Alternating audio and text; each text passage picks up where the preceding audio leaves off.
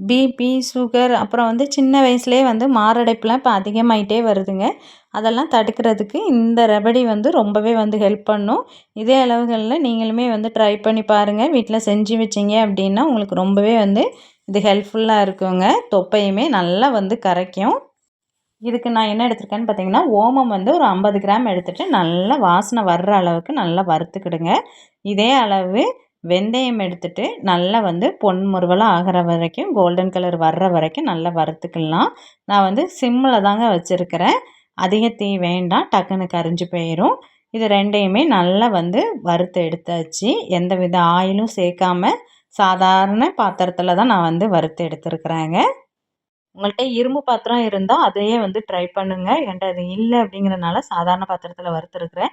இதே அளவ நான் வந்து கருஞ்சீரகமும் எடுத்து வறுத்துக்கிட்டேங்க. கருஞ்சீரகம் வந்து டக்குன்னு வந்து கரிஞ்சிரும். அதனால வந்து லைட்டா வறுத்து விட்டா போதும். நல்லா வந்து வாசனை வந்த பிறகு எல்லாத்தையுமே வந்து ஒண்ணா கலந்துட்டு, குட்டி மிக்ஸி ஜார்ல நான் வீட்லயே வந்து பவுடர் பண்ணிக்கிட்டேங்க. நான் கொஞ்சமா தான் திரிச்சு வச்சுப்பேன்.